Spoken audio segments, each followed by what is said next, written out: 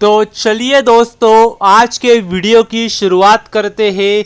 और AU small finance bank, इस company के अगर आप देखेंगे तो रिजल्ट आ चुके हैं। तो देख लेते हैं रिजल्ट कैसे आए कंपनी के। तो यदि अगर आप देखेंगे टोटल इनकम, तो देख सकते हैं जो पिछले साल इनकम हुई थी कंपनी की इसी क्वार्टर में, वो थी 2,41,000, मतलब 2,40,000 लगभग। और जो इनकम पिछले क्वार्टर में हुई थी वो भी देख सकते हैं, वो है 2,95,000।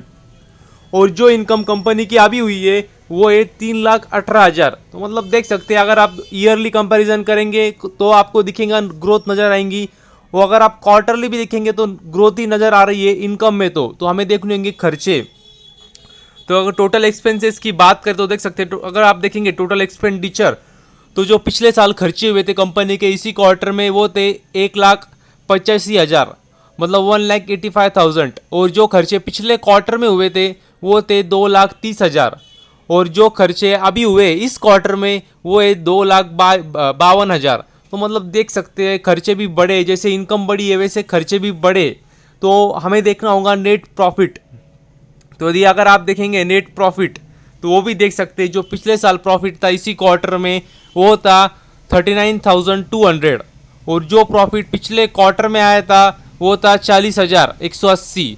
और जो प्रॉफिट अभी आया है कंपनी का वो है 37,500। तो मतलब क्लियर कट नज़र आ रहा है कंपनी का जो प्रॉफिट है वो गिर चुका है। भले आप ईयरली कंपैरिजन करो, क्वार्टरली कंपैरिजन करो, मगर प्रॉफिट कम हुआ है कंपनी का। तो ये बात भी आपको पता चाहिए। और अब आपने ऊपर देखा होगा, मैंने आपको बताया इनकम बढ़ी थी, मतलब इनकम बढ़ने के बावजूद क्वार्टरली भी इनकम बढ़ी, ईयरली भी इनकम बढ़ी। उसके बावजूद यदि अगर आप देखेंगे तो कंपनी का profit, net profit, pure profit जो है वो कम हुआ है। तो बिल्कुल भी अच्छी बात नहीं है ये, क्योंकि एक हमें मतलब अगर इनकम फ्लैट आ जाती और फिर अगर आप देखेंगे प्रॉफिट थोड़ा गिरता तो मतलब फिर भी अच्छी बात नहीं थी। पर तो भी एक बार समझ सकते, मगर यहाँ पे देख सकते हैं, फिर से मैं आपको दिखा देता हूँ। देख सकते हैं इनकम बढ़ी है, अच्छी खासी बढ़ी है, ईयरली भी बढ़ी है, क्वार्टरली भी इनकम बढ़ी है। उसके बावजूद कंपनी का प्रॉफिट फ्लैट भी नहीं आया, कम हुआ है, गिर चुका है कंपनी का प्रॉफिट, क्योंकि कंपनी के खर्चे बढ़ गए।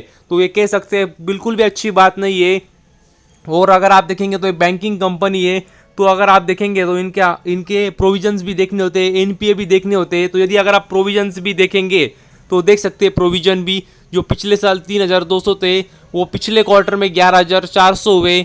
और अभी देखेंगे तो देख सकते हैं 15,900। मतलब लगातार प्रोविजंस बढ़ रहे हैं, जो कि अच्छी बात बिल्कुल भी नहीं है। मतलब तो देख सकते हैं जो नहीं होना चाहिए वो सब कुछ हो रहा है कंपनी के साथ। कंपनी का प्रॉफिट कम हो चुका है, इनकम बढ़ने के बावजूद कंपनी के प्रोविजंस बढ़ गए।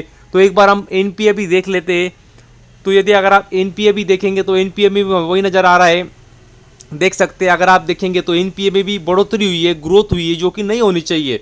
देख सकते हैं अगर आप देखेंगे परसेंटेज ग्रॉस एनपीए, तो वो भी आप देख सकते हैं जो पिछले साल था इसी क्वार्टर में वो था 1.81%। जो पिछले क्वार्टर में आया था वो था 1.91%। और जो अभी आया है वो है 1.98%। तो मतलब कंटिन्यूसली अगर आप देखेंगे तो एनपीएस बढ़ रहे हैं, जो कि कम होने चाहिए, प्रोविजंस बढ़ रहे जो कि कम होने चाहिए, प्रॉफिट बढ़ना चाहिए जो कि कम हो चुका है। तो मतलब क्या बोलूँ मैं अभी कंपनी के लिए। तो कह सकते हैं आंकड़े बिल्कुल भी अच्छे नहीं है इस कंपनी के। तो देखना होगा मंडे के दिन में, मुझे मतलब लग रहा है कि इस कंपनी की अच्छी खासी पिटाई हो सकती है। उसके पहले अगर आप देखेंगे तो एक बार मैं आपको सेगमेंटेड रेवेन्यू भी दिखा देता हूँ। तो यदि अगर आप सेगमेंटेड रेवेन्यू भी अगर आप देखेंगे तो देख सकते हैं जो पिछले साल अगर आप देखेंगे तो उनके मुख्य 3 सेगमेंट है, treasury, retail banking, wholesale banking. तो रिटेल बैंकिंग से अगर आप देखेंगे तो ईयरली भी ग्रोथ नज़र आ रही है, क्वार्टरली भी अगर आप देखेंगे तो ग्रोथ ही नज़र आ रही है। तो अच्छी बात है। और फिर अगर आप देखें रिटेल बैंकिंग, तो रिटेल बैंकिंग मैंने आपको हमेशा बोलता हूँ रिटेल बैंकिंग काफ़ी ज़रूरी होती है, काफ़ी मतलब उससे ग्रोथ होना काफ़ी ज़रूरी होता है, भले बाकी सेगमेंट से ग्रोथ हो या ना हो। तो रिटेल बैंकिंग से अगर आप देखेंगे तो ईयरली भी ग्रोथ नज़र आ रही है, क्वार्टरली भी अगर आप देखेंगे तो ग्रोथ ही नज़र आ रही है। तो ये कह सकते हैं काफ़ी अच्छी बात है। और यदि अगर आप थर्ड सेगमेंट देखेंगे जो कि है होलसेल बैंकिंग, कॉरपोरेट बैंकिंग, जो कि काफ़ी ज़्यादा रिस्की होती है, तो वो भी देख सकते हैं। तो उससे भी अगर आप देखेंगे तो ईयरली भी ग्रोथ है, क्वार्टरली भी ग्रोथ है। तो वही मतलब इनकम में हमें वही दिखाई दिया क्या ग्रोथ है, रेवेन्यू में ग्रोथ हुई है उनकी ईयरली भी क्वार्टरली भी, मगर वही प्रोविजंस बढ़ गए, एनपीएस बढ़ गए, प्रॉफिट कम हो गया, खर्चे बढ़ गए। तो ओवरऑल अगर आप देखेंगे तो आंकड़े जो रिजल्ट जो है कुछ खास लगे नहीं है। अभी देखना होगा मंडे के दिन कैसी रिएक्शन आती है, पर मुझे लगता है कि अच्छी खासी पिटाई, अच्छा खासा शेयर गिर सकता है। तो बस अभी के लिए इतना ही। Thank you very much. और भी ऐसे ही वीडियोस देखते रहिए।